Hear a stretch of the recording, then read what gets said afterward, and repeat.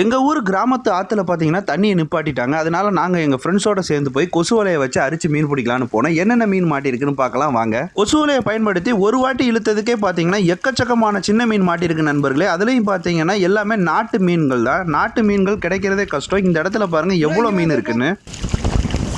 தம்பி இது ஆத்து நெத்திலி, கடல் நெத்திலி மாதிரி இது ஆத்து நெத்திலி. இது எனக்கு ரொம்ப ஃபேவரட்டான மீன். எனக்கும் சரி, நான் வளர்க்குற சண்டை சேவலுக்கும் சரி ரொம்ப ஃபேவரட்டான மீன். இது போறதுக்குள்ள எப்படியோ 2 கிலோ பிடிக்கணும் தம்பி. 2 கிலோ மீன் பிடிக்கலாம்னு நினைச்சேன். இவ்வாறு ஒரு சாக்குனாவே பிடிச்சாச்சு தம்பி. இதுக்கு மேல பிடிக்க முடியாது. சாக்கு ஃபுல்லா மீன் தான், கிட்டத்தட்ட 25 கிலோ. இங்க வாங்க எவ்வளவு மீன். 2 கிலோக்கு டார்கெட் பண்ணா கொத்தா இருக்கு.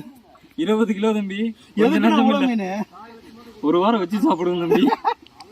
இந்த மீனை பாத்தீங்கன்னா சுத்தம் பண்றதுக்கு ரொம்பவே டைம் ஆகும். ஆனா வறுக்கிறதுக்கு ரொம்ப ஈஸியான மீன், சாப்பிடுறதுக்கு ரொம்ப டேஸ்டா இருக்கும். சுத்தம் பண்ண முடியும்னா இந்த மீன் இந்த மாதிரி டன் கணக்கா பிடிச்சிட்டு போங்க.